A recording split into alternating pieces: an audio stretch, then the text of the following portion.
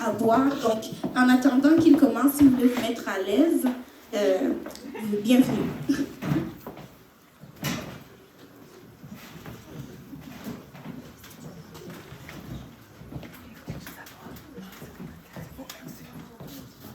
Amen. Alléluia. Gloire à Dieu tout le monde. Gloire à Dieu. Gloire à Dieu tout le monde.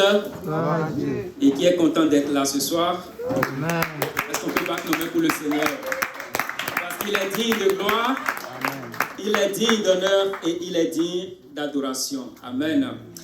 Et je remercie beaucoup tous ceux qui sont là en ce moment pour la cause, pour pouvoir contribuer à cette cause si noble, pour pouvoir aider cette communauté africaine. Le Seigneur va vous le rendre au centuple. Amen. Souvenez-vous, il dit, j'avais soif, vous m'avez donné à boire, j'étais en prison, vous m'avez visité, j'étais malade, vous m'avez rendu visite également. Et la raison principale pour laquelle je vous bénis aujourd'hui. Et toutes ces choses ne sont pas en vain. Le Seigneur va nous les rendre un jour. Amen. Amen.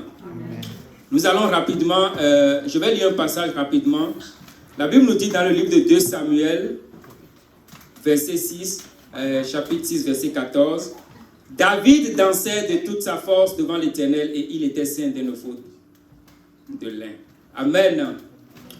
Vous savez, aujourd'hui c'est vendredi.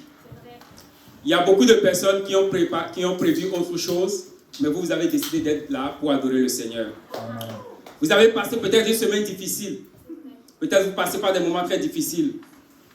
C'est l'occasion, c'est l'opportunité justement d'adorer le Seigneur ce soir. Amen. David était roi d'Israël. Mais la Bible nous dit qu'il adorait le Seigneur, qu'il dansait avec toutes ses forces devant le Seigneur. Imaginez un roi. Il était complètement trempé dans la sueur et il adorait le Seigneur. Donc si tu es là ce soir, ne retiens pas ton adoration. Alléluia. Si tu es venu jusqu'à ce lieu ici, participe à cette adoration.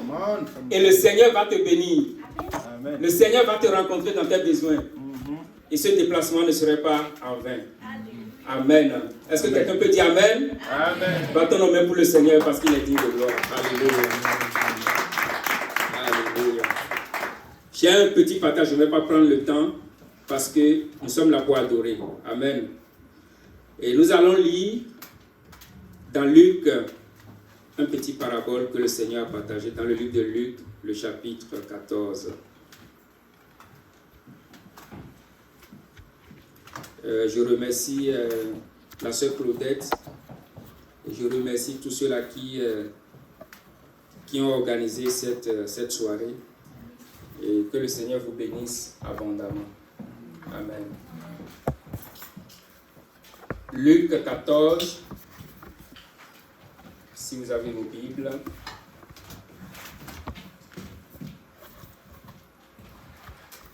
À partir du verset 15. Un de ceux qui étaient à table, après avoir entendu ces paroles, dit à Jésus, « Heureux celui qui prendra son repas dans le royaume de Dieu. » Jésus lui répondit, « Un homme donna un grand souper et il invita beaucoup de gens. À l'heure du souper, il envoya son serviteur dit aux conviés, « Venez, car tout est prêt. » Mais tous unanimement se mirent à s'excuser. Le premier lui dit, « J'ai acheté un champ, je suis obligé d'aller le voir. Excuse-moi, je te prie. » Un autre lui dit, « J'ai acheté 5 paires de bœufs et je vais les essayer. Excuse-moi, je te prie. » Un autre lui dit, « Je viens de me marier. C'est pourquoi je ne puis aller. » Le serviteur de retour rapportait ces choses à son maître. Alors le maître de la maison, irrité, dit à son serviteur, « Va promptement dans les places et dans les rues de la ville et amène ici les pauvres, les estropiés, les aveugles et les boiteux. » Le serviteur dit, « Mais ce que tu as ordonné a été fait.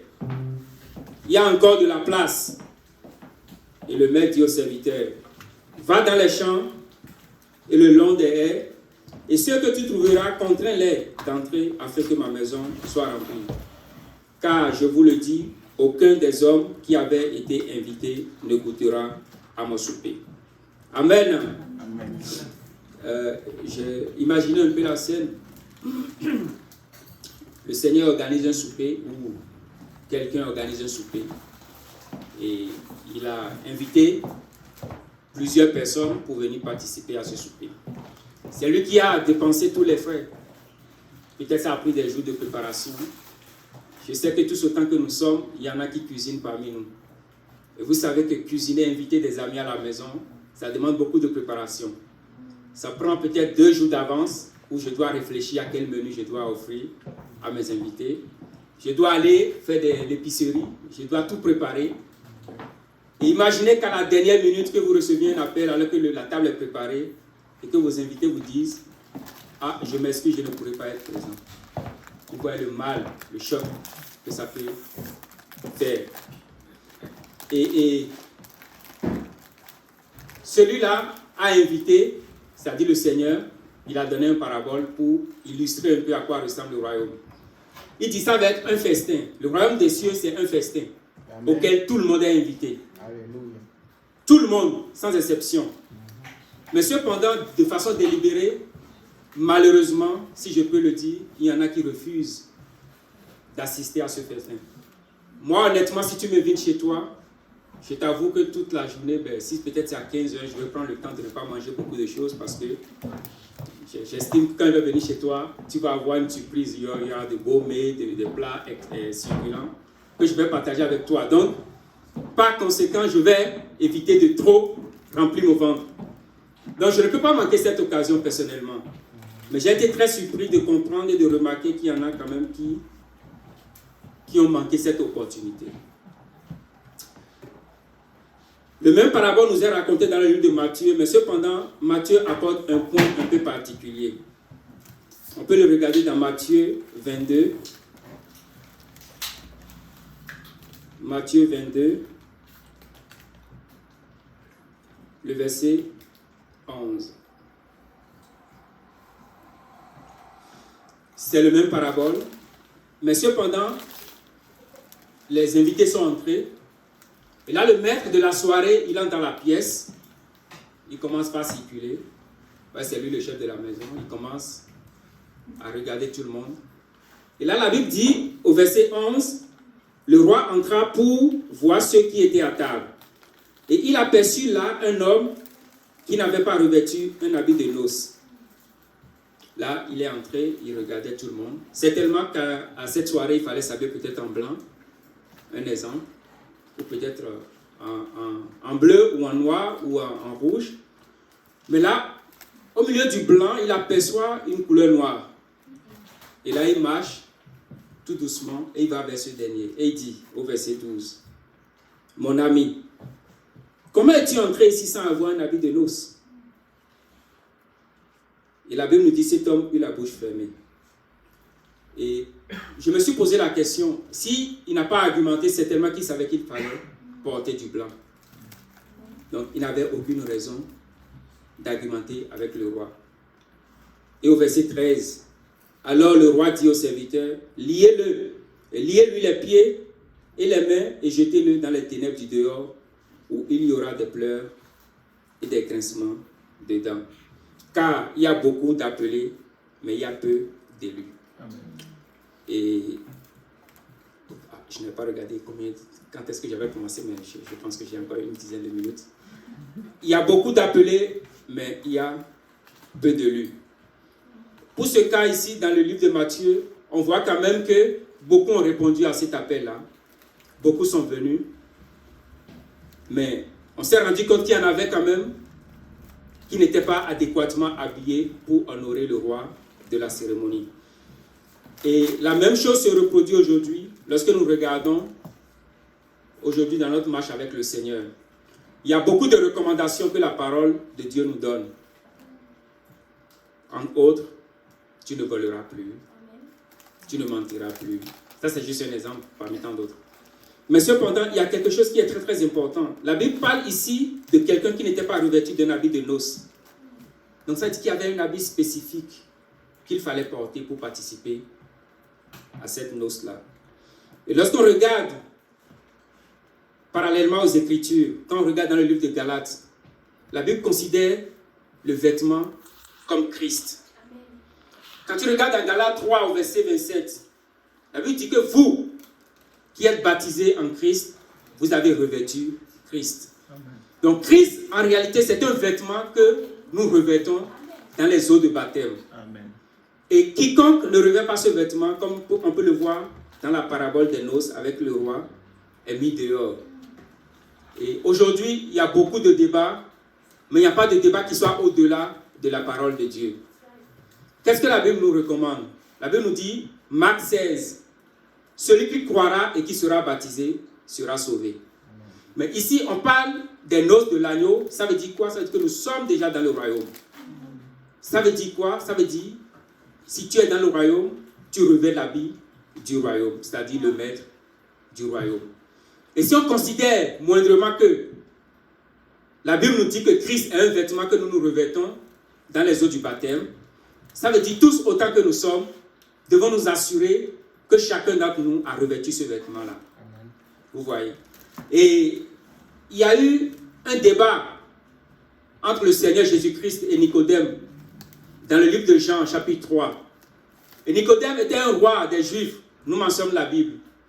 Parce que dans les synagogues, c'était interdit que quiconque allait aller voir le Seigneur pour se faire enseigner allait être exclu des synagogues. Donc ne pouvant aller de jour vers le Seigneur, il a pris le temps d'aller le voir la nuit. Donc quand vous regardez un peu le chapitre 3 du livre de Jean, ça parle un peu de Nicodème et de sa conversation avec le Seigneur Jésus-Christ. Donc il était allé voir le Seigneur la nuit, de façon très discrète, de peur d'être expulsé de la synagogue. Et il dit, Maître, nous savons que tu es un docteur venu de Dieu, car personne ne peut faire ces miracles si Dieu n'est avec lui. C'est comme ça qu'il a introduit la conversation avec le Seigneur. Mais le Seigneur devait lui répondre, Nicodème, peut-être, je vais juste extrapoler un peu. Ah oui, Nicodème, c'est vrai que Dieu est avec moi. Oui, tu as quand même raison, c'est vrai ce que tu dis. Mais à ma grande surprise, ou à notre grande surprise à tous, pour ceux qui ont déjà lu le passage, le Seigneur lui donne une réponse très très particulière. On va le regarder dans Jean 3. Le Seigneur lui dit,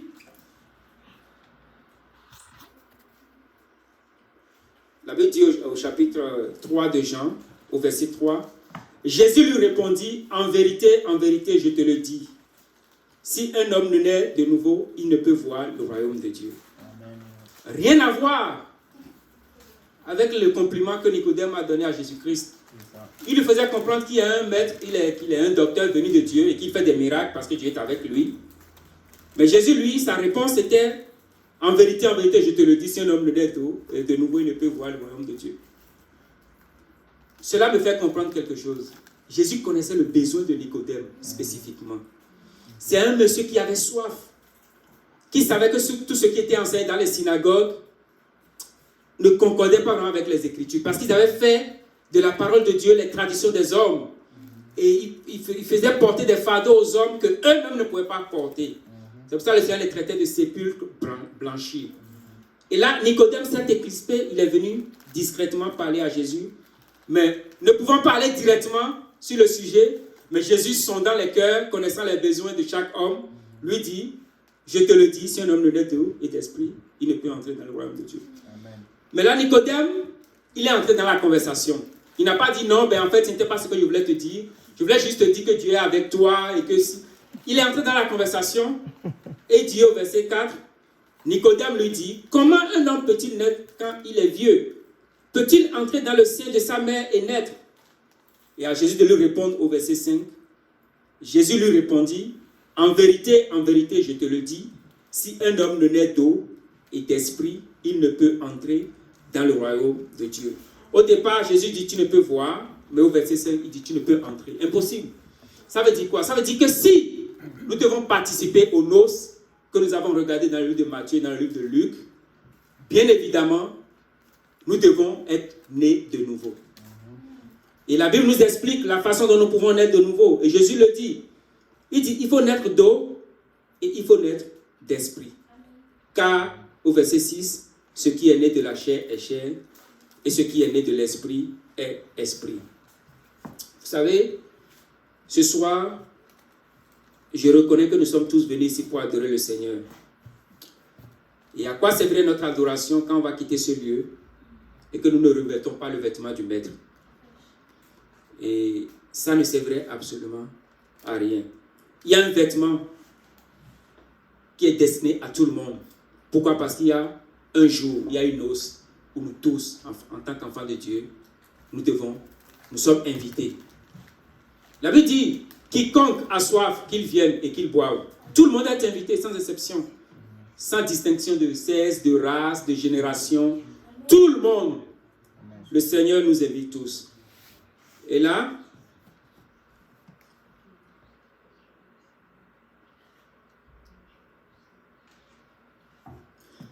on peut regarder dans le livre d'Apocalypse. Apocalypse 19, le verset 6 à 9, alors que je suis en train de finir.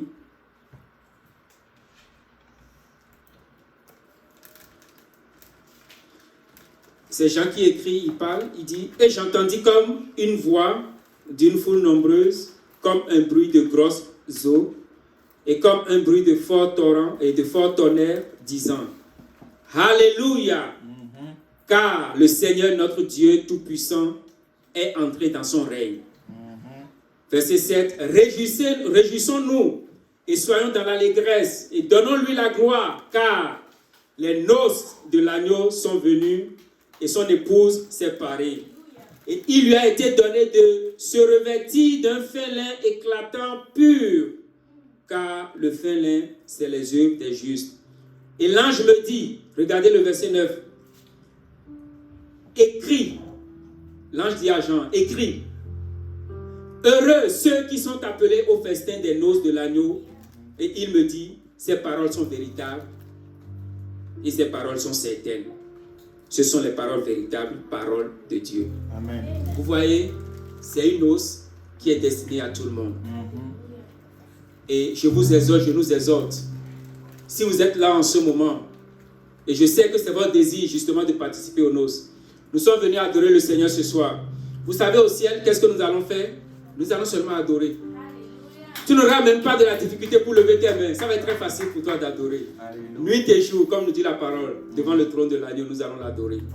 Et c'est des moments merveilleux. Amen. Plus de factures à payer. Alléluia. Plus de tickets à recevoir de la police. Amen. Tout cela va passer. Plus de chicanes à la maison. Alléluia. Amen. Amen. Nous allons seulement adorer le Seigneur. Amen. Mais pour arriver là, pour l'adorer, il faut que nous soyons revêtus de ce vêtement-là. Amen. Qui est cet habit de lin éclatant auquel le Seigneur nous invite aujourd'hui. Amen.